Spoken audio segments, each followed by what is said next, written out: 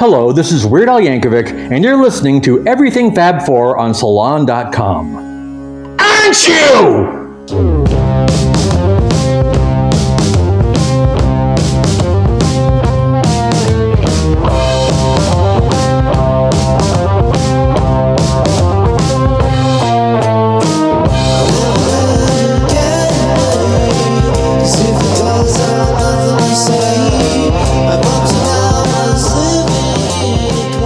Welcome to Everything Fab Four, a podcast focused on fun and intelligent stories about the Beatles. I'm your host, Ken Womack, music culture columnist for Salon.com and a Beatles scholar and historian. No other band, or popular phenomenon for that matter, has enjoyed the global impact the Beatles have and continue to have more than 50 years later. They are part of our human fabric. They created music that continues to bring people together, and just about everyone has their own Beatles story to tell, some that are surprisingly deep and unexpected. This show seeks to draw those stories out in interesting and insightful ways. Remember, it's a Beatles world, and everyone has a story. My first experience that I can recall being introduced to them was actually from the Lindsay Lohan version of The Parent Trap. There's a scene where she's driving through the city of London on her way to meet her mom for the first time, and they're playing Here Comes the Sun. It just stuck with me, and I think it's because the song itself just captures a feeling, and I don't think I even knew at the time that I saw it that I was like hearing the Beatles.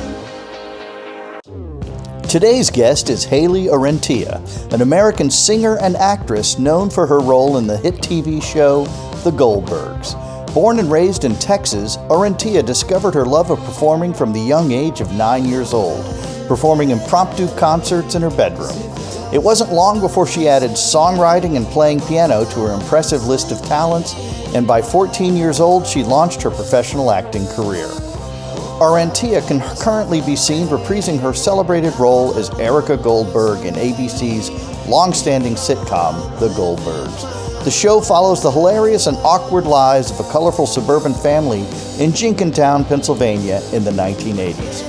Orrantia is a scene stealer as Erica, the eldest Goldberg sibling who fans have watched transform from a socially awkward, nerdy high schooler to popular college-age beauty who drops out of school to form a band with her girlfriends. In the world of film, Orrantia most recently starred in Amazon Lionsgate's holiday comedy, Christmas is Cancelled, alongside Dermot Mulroney and Janelle Parrish. Orrantia's other credits include a recurring role in School, a popular ABC spin-off of The Goldbergs, the independent feature film Cooper and the Castle Hills Gang, and God's Not Dead 2, where her original song Silence You was featured. In 2018, Orrantia conducted her first successful headlining tour, the Strong, Sweet, and Southern Tour, playing in 22 cities across the United States. That same year, she also performed on 3 main stages at the renowned CMA Fest in Nashville, Tennessee. Over the years, she has supported numerous charitable causes. Orrantia wrote the song Who I Am for the National Eating Disorders Association and the song Power of a Girl for the Girl Scouts of the USA. Since 2007, she has served as an ambassador for the Texas Music Project, which raises awareness and funds for public schools. Welcome, Hayley Orrantia. I wonder if you could start by just telling me when you first began singing. Yeah, wow. So when I first started singing, it kind of happened in a slightly bizarre way, I guess. I was riding in the car with a family friend and her son, who was about my age. And she was taking me back to the house, and I was just singing along to the radio. And she actually stopped the radio and was like, "You have a really great voice." And I'm like 9 years old. And I'm like, "Okay, thank you." And she's like, "You have to sing for your parents when you get home." And I was like, okay. So we get back to the house and, she encouraged me to sing something. And I don't know why, but the first thing I did was sing an a cappella version of Amazing Grace. And they thought like, oh, you've got something there. Like, do you want to start taking classes? And because I didn't have any other like hobby. I didn't really play sports. I was also 9, so I was kind of first finding things I was interested in. And I said, sure. So I started taking, music classes outside of school. I joined choir in school, and it just slowly became like the thing I did, the way that I think some kids would join football or something. But it's kind of just all I've ever known. And that's just how it started. Would you say that prior to the car incident, as it will, now be known, prior to the car incident, did you grow up in a musical family? Was it a musical household? Not necessarily. I mean, my mom has a pretty good voice and she would sing sometimes, but she wasn't like singing around the house a lot. We didn't really have a ton of people that I think sang around the house, but I do, in looking back, let's see, on my dad's side, it would be his father, so my grandfather, and his brother, my great uncle, Jesse. I guess growing up, they had been in a band together, like sort of mariachi style band. And so they played guitar, but I wasn't around them a ton growing up. So if I had any like musical gene, I would say maybe it came from them or like my mom. But again, it was not something that, other than listening to music a lot together, it's not like we performed a lot as a family. So, can you say the same for acting? Did you come by that in a kind of natural sense? How did that part of your life develop? Yeah, that is also a weird story. I feel like a lot of these I stumble upon by accident, if you will. When I was, 14 years old, I had been at that point, doing musical theater in school, public school, and then extracurricular. There was this music school that I attended. And through that sort of network of people, eventually met a songwriter here who introduced me to a manager here. And I ended up meeting record labels by the age of 15, having really no idea what that was going to be like. And a lot of them recommended, why don't you try to do the Disney Channel thing where you do a TV show and they kind of like tie in a record deal. And Hannah Montana was really big at the time. And so I had zero interest in acting at that point in my life. I loved watching TV and movies, but I never looked at it and said, I want to do that. So I went back home and I actually found a school, an acting school in my hometown that happened to have taught a ton of Disney Channel stars, from Demi Lovato, Selena Gomez. So I just started taking classes, and it was extremely difficult and disheartening because I really thought I was not very good. I was never like admired in class by the teacher. So I was like, wow, my whole reasoning of getting into acting was because I was trying to make music work, and it was not happening that way. And then cut to 4 years later, and I end up magically booking the Goldbergs, and we're now in our 10th year. So it kind of happens a little by accident, if you will, but I really have found a love for acting, especially being on the Goldbergs. And being able to incorporate music into my character has been such a special thing as well. I like both of these stories a lot because they are organic, right? And you even use the word accident, but what's really cool about them is in both cases, when you discovered or realized that you were going to have an interest in those areas, that you went to school on them. Yeah. I mean, that's kind of cool. Yeah. I mean, I think it's important. Like, I never wanted to assume that I knew everything. I for sure, there's a technique to a lot of it, but I think what's really cool about now being out of that kind of setting for so many years is I've taken certain things with me and I've left a lot there as well. And so as much as I was able to learn and study different techniques of singing or songwriting or even types of acting and ways of getting into character, there's a lot that I'm able to kind of let go of and say, okay, while there is a technique and a way of maybe getting into it from the beginning, I'm also allowing myself the freedom of letting something come naturally and organically. Because if it's not authentic and you're having to force it too much, then I think that in the world of art and entertainment, you kind of lose that magic. So as much as I am very grateful to the teachers I've had, I've learned what I take and what I leave. Well, and I'm not just saying this as a teacher, as a professor at a university. I'm saying it because I think it's wonderful, and it says a lot about you that when you realized you had a talent for these aspects of your life, you went to school on it, and and as you just said, you were educated in such a way that you knew what to keep and what not to keep. But it says a lot of good stuff about you. So Thanks. going back then, when your mother was singing around the house, what kind of music did you guys listen to? This would have been, my gosh, what, the late '90s, early 2000s more. Yeah. Like, I mean, I was born in 94, but I would say a lot of my musical influence, obviously the early 2000s. I loved pop music. So just on my own accord, listening to like Radio Disney, I was getting the top 100. But what really influenced me as a vocalist was a lot of what my mom listened to. And that was Whitney Houston, Celine Dion, Luther Vandross, Brian McKnight, a lot of like soulful big vocalists, and even a little like 70s funk music. I love, like, my mom and I love Confunction.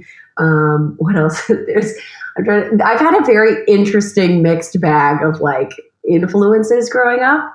And then once I hit, I want to say it was like middle school, she introduced me to Ingrid Michaelson, the singer-songwriter, and then eventually Sarah Bareilles, who were like, Sarah Bareilles is probably my favorite artist of all time. But it's interesting because when people try to or ask me like, who are some of your influences, I'm grasping at very different genres.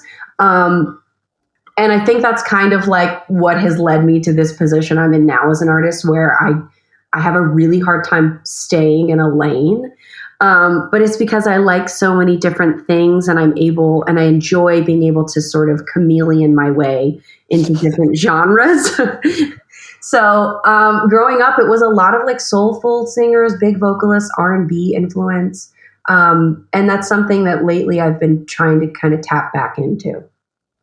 That's interesting. And as you said, those are singers who they create big songs, right? Mm-hmm. Yeah. Whitney Houston, I mean, their performances, not one-offs, but performances, a lot of those singers. And I can hear that in your work, certainly. And of course, one of the songs that really went viral for you, I guess, was Maybe I'm Amazed, right? That was from an episode of the Goldbergs. Oh, yeah. I've done so many songs on the Goldbergs now, I almost forget what ones I've Yeah, it's like you're the resident interpreter of the great tunes. Yeah, I've actually, the Goldbergs has done a really great job of like introducing me to a lot of music I didn't know growing up, because I didn't grow up in the 80s. And while I knew a lot of it, there's bands like Rush that I'd never even heard of that now I like have so much respect for. So I've done a lot of music on that show, but yeah, I did cover Maybe I'm Amazed. And that's a big tune. In fact, it's the one that Paul McCartney has said more than once he would like to be remembered for. Oh, yeah. It should be the one that goes down in history. And of course, it's right there on the cusp of the end of the Beatles. How did you approach that tune? Oh, man. I mean, with fear, because to try to touch, anytime I try or have to cover a song on the show that's done by such iconic artists, it's a little like, I want to try to do it justice, but it's obviously going to have to be its own thing. But I just think every time I go into having to do a cover with the Goldbergs, they typically like to keep us relatively close to the production, like or a very dialed back bare version of what production it was, just to keep it simple. Oftentimes it plays in the third act of the show, where it's about coming together and kind of resolving the issues you've seen throughout the episode. So with this particular song, I just wanted to be able to bring a lot of myself into it, because, you can't, I don't know. At the end of the day, it's like, if they're going to give me a song to have to cover, I want to try to try to make it my own, but also do justice to what it was already. And I think it was really fun to be able to cover a song that was done by a man, even like whenever we get to flip it on its head and have it be done by a girl. I think it's cool being able to add that kind of tone, I guess. I don't know. I had fun with it. This was actually one of the songs that I remember going in the studio and not wanting to rip my hair out at the end of it, because there's been some songs that vocally there's a range or an area that like it's a little hard for me or challenging and to get there. And for this one, I just remember like letting go and being able to just have fun with it. And thankfully it worked out. Well, it really comes through on the recording. And I see what you mean about tailoring the song to the production, because your version of Tom Sawyer really works that way, the Rush tune. Thanks. Yeah. I wish we were able to have more of a say in how it was produced, because if it were, my job title, I would probably have more fun in trying to really turn it on its head and make it unique. But, for what it's supposed to be, I think we do a good job of just like trying to pay homage to that song and the 1980s era. So tell us how the Goldbergs opportunity came about, because it's obviously been a defining moment so far. Yeah. I remember I had come out to Los Angeles from Texas, I think 2 other times for pilot season. So I think the first time I was maybe 15 or 16, and then the next one maybe when I was 17, but I did X Factor when I was 17. So somewhere in there. And then right after the X Factor was done, I went back to Texas and I thought, okay, I'm just going to try to go again and see what I can do at auditions and see if I can book anything. And so I ended up coming out here with my dad and some family friends. And I remember the day that we were pulling up to the house we were renting here in LA. I had gotten the email saying, hey, can you put yourself on tape for this show that at the time was called How the F Am I Normal? And I remember reading the sides and just immediately understanding the character. I think that was a big part of why I was frustrated trying to get into acting or being told that I need to do that to make music work. Was I would look at these characters and I'm like, I don't relate to a lot of these. I don't know how to like become a different person. Like I can't pull a Meryl Streep and like fully be a different human being. And so to have Erica be a character that, while I don't have any siblings, I'm able to tap into like that sassy older sister mentality, I guess. And I just understood how to play her.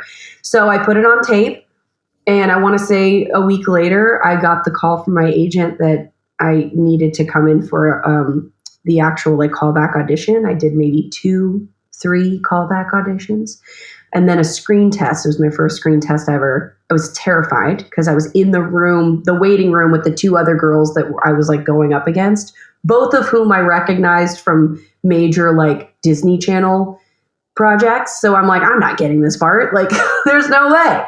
And then I went in there and just did my thing and left it up to the universe. And then I got the call that I booked it. So I didn't think at the time, you get told you're going to come in and film the pilot, but then there's no guarantee after that.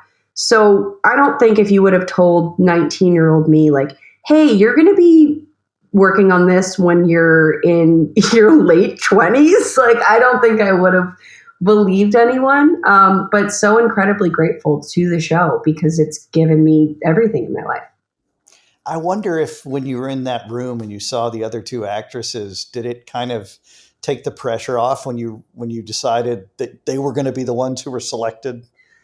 I think in a way, but there was also, knowing myself, I am competitive, that maybe there was a little fire lit in me that's like, I'm gonna do this. Like, I'm gonna give it my everything, even though I'm absolutely terrified because I'm in this small room with major executives of a huge network and the casting director and even the director. Like, one of the reasons this project felt so serendipitous in a way was there's like very few people and projects that I really admire. And I love comedy. And Bridesmaids was is one of my favorite comedies of all time.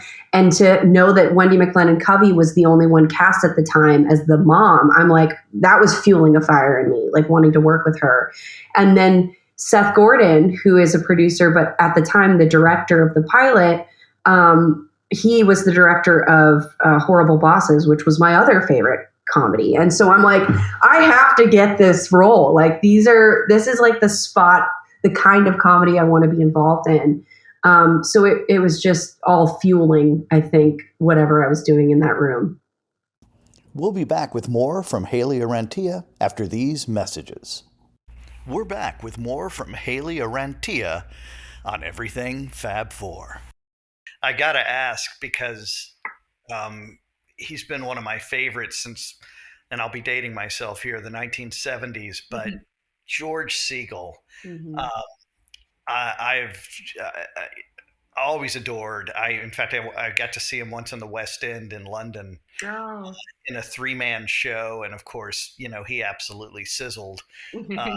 What was it? Tell me about meeting him and working with him. I mean, getting to meet him on the pilot was so cool. And knowing that, like, my mom was also freaking out. She's like, you don't even know, Hayley, how like iconic this person is. And she was right. I mean, I was 19 years old. I didn't really know a ton of George's work prior, but I obviously knew that he was like a legend in the film. And so to be able to work with him for that was so cool. And then over the years, like, I just got to spend so much time with him and hear some incredible stories, and to also watch him work the way that he worked and how he had so much respect for the craft and the culture of being on set. He was just such a professional and such a class act, but also always brought so much humor and like lightheartedness to the workday. And I mean, I really can't say a bad thing about him. It was always so special to be able to be in a scene with him, especially whenever there were a couple times I got to be in a scene with him where he would play his banjo, or I got to like be a part of any musical thing he was doing, because there's very few musically inclined people that work on the Goldbergs, and to be able to share that with him was really special. And he could legit play, right? Oh my gosh. Like, I don't know if you've ever seen the interview of him. I think it was on Johnny Carson, where he brought out his banjo. I mean, he's been playing forever, and he can really play. And he, I guess, would go home and, play at home. And that's the one thing about George Segal that to this day, it kills me that I don't know. But I always wanted to know, like, what does he do when he's not at work? Like, yeah, we're all certain people when we come to work, but like, what do you do at home? Like, I want to know a day in the life of George Segal. And so I would ask him, like, what do you do? Do you read a book? Do you watch like a specific favorite show? I know that he loved smoking cigars.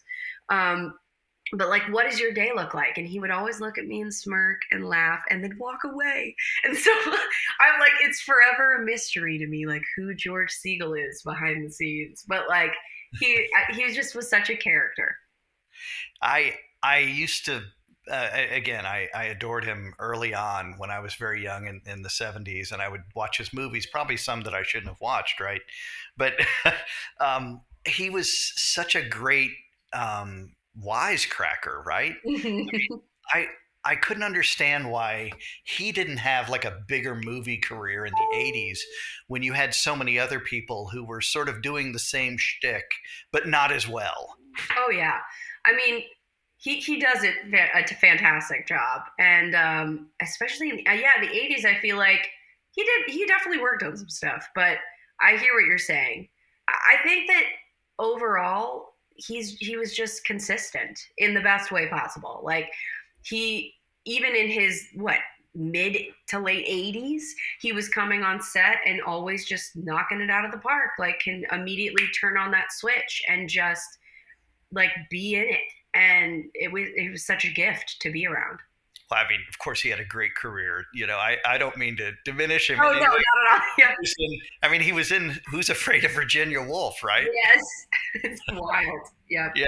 So, I mean, we would all trade for that experience. I'm just so glad to hear it from your memories, because he was just always somebody who I connected with. I think maybe it's because I'm a wisecracker. I'm not sure. Maybe. Yeah. We'll do that to you, though. Yeah. So, obviously, this is a Beatles show. Mm-hmm. And we talked about Maybe I'm Amazed, which is really, of course, a McCartney solo performance from his debut solo album. What can you tell me about when you first discovered the Beatles? Yeah. I'm slightly embarrassed to say the way I was introduced to it, because I will tell you honestly, I don't know. I'm not a Beatles expert by any means, but the beauty of their history, their career, and their story is there's like so much to dissect that I feel like I'm constantly learning something new or gaining new perspective because of their music that I really genuinely love them.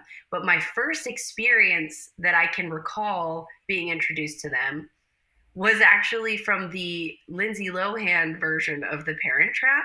There's a scene where she's driving through the city of London on her way to meet her mom for the first time, and they're playing Here Comes the Sun. And I don't know why that specific scene and that song tied in with that scene was always so, it just stuck with me. And I think it's because the song itself just captures a feeling. And I think that the film did a great job in that moment of capturing like the sort of like mystery of a new city, but the excitement and the lightheartedness of it. And I just remember that visual of it, the whole immersiveness of that moment. It always stuck with me. And I don't think I even knew at the time that I saw it that I was like hearing the Beatles. So that's, to my recollection, the first time I was introduced to them. And I know the scene well, and there's an emotional component to that scene that the song complements. Yes, absolutely. And I guess you look for that, right? When you're covering any song, you try to find the way you're going to communicate some kind of emotional experience. Definitely. And I think a lot of, maybe it's my generation, I think we make a lot of jokes about it, is like when we would put on our headphones and listen to music in the backseat of the car and look out the window and picture like a music video in our heads. Like I grew up doing that, and my parents used to get so frustrated by me always having my headphones in and not contributing to the conversation, but it's because I was like visualizing a dream world where the song would complement. And I think that scene captured exactly what that feeling was for me, and that song obviously being a big part of that. And I think, I don't know, that's a lot of as I think back on Beatles music and my first introduction to them and a series of their songs was mostly through how it was incorporated into television and film. Like the movie Across the Universe was a huge experience for me to like get into the Beatles, as silly as that is, because obviously the Beatles are so iconic on their own, but my parents didn't actually play a lot of it growing up, so I didn't know a ton of their stuff. It was truly through film that I was able to discover a lot of their music. Well, and I'm not a first generation fan either, so you're at least a generation beyond me. Mm-hmm. And what's exciting about that is everybody gets to discover them on their own terms, right? Yeah. Each generation will own them in their own way. I was just reading a quote from George Harrison today where he said, the Beatles don't belong to us anymore. When we're dead, the Beatles still exist. That has nothing to do with the people who were alive. Obviously, they made it, but it exists outside of them. And they're elastic enough where, like you described with that wonderful scene in The Parent Trap, it brings that scene to life. And it doesn't need them, to be there to do that. It exists outside of their story. Is there a particular album, for example, of the Beatles that you come back to? Oh yeah. I mean, that's so hard. I really I really love Sergeant Pepper's Lonely Hearts Club Band. That like something about that era of music for them I think really inspires me. Um, Probably because I struggle a lot with feeling like as an artist, I need to pick a lane and pick a genre and stick with it. And I think that they break so many like boundaries for what like a normal format for music or a song is supposed to be. And they allowed themselves to be so open and free to any form of inspiration or any kind of like way of interpreting a song that it definitely inspires me to like let go a little bit of whatever that like format is supposed to be in my mind and the algorithm of how a song works and just allow it to be a feeling. And for me, like that album, even Magical Mystery Tour, like that era is probably my favorite. It's the second time you've mentioned the issue of needing to stay in your lane. Mm-hmm. You know, I think that maybe not staying in your lane is the authentic you in a way, Yeah. right? And that's kind of, I mean, I think as you said, audiences can sense inauthenticity. I wouldn't give that up. And the Beatles are a great example. I mean, Sergeant Pepper, you have Within You, Without You, which is founded on Eastern classical music. You have When I'm 64, which is a vaudeville dance song. And then you've got Lovely Rita, which is unlike anything ever made, right? Yeah. Yeah. I mean, they're constantly defying genre and convention. Yeah. I think that's why I really genuinely love them. And I think they were my first and kind of always have been the major sort of example for being able to say, screw what the label says, what the business side of things says, because that's really where a lot of the challenge is. It's outside influence saying like, hey, if you stray away from what's working, then you're gonna lose money, you're gonna lose me money, and they can only think about it from that scenario. Whereas the artists themselves and like the Beatles were able to just like dive in, and it's about a feeling, and going off of a feeling. That's the most important part of it. And whether or not you lose some people along the way, like that's their own journey, but you're gonna connect with a lot more. And I think life, like as we go through life, we experience so many different things. As they say, you're not the same person from the beginning that you are to the end. And so I think it's very similar within music, being able to kind of represent whatever phase of life you're in sonically. It's going to change, and be open to that change. It can be frustrating, right? Life is all about these organizing principles. Look what we do to our students when they start college and they have to answer the question, what's your major? Mm-hmm. and all it does is create all sorts of angst, like they have to do the same thing from age 18 until, they slip into retirement or something. Yeah. It's like you have to know what it's supposed to look like forever, but it's does such a disservice to art, I think, if you keep that kind of mentality. So when you hear from folks who've been inspired by you, what are the sort of things that connect with you the most and touch your heart?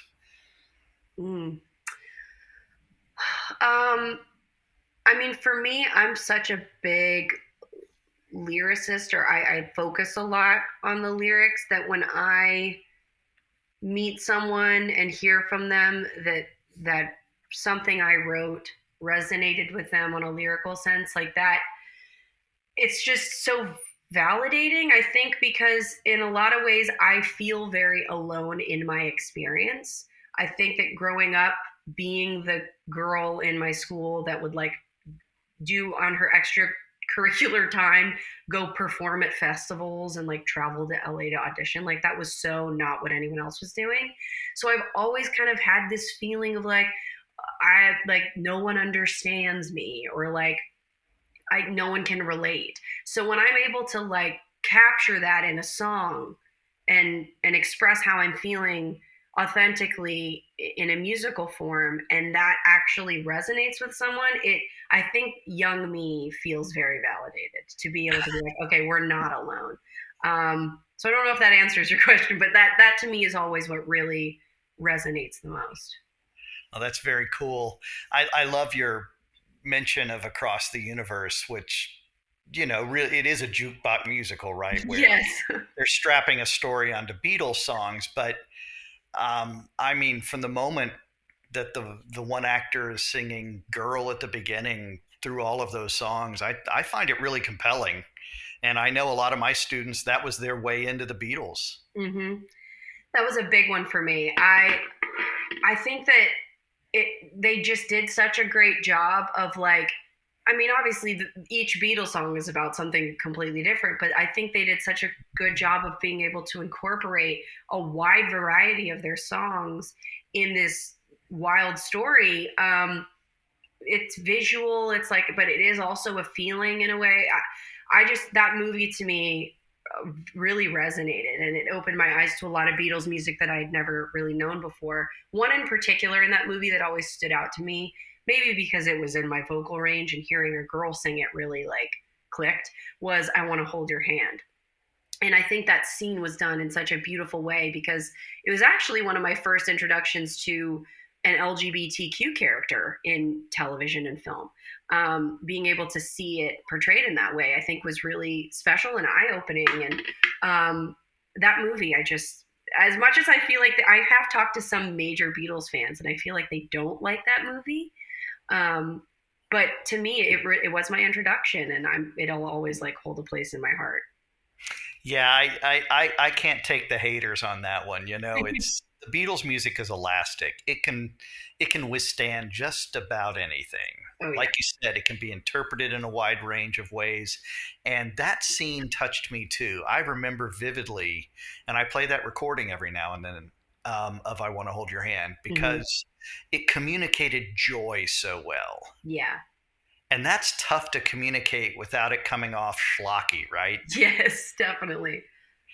The singer really nailed it. And like I said, it's elastic music. It can take it.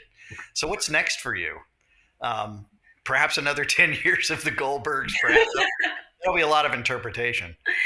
I mean, I'm open to anything.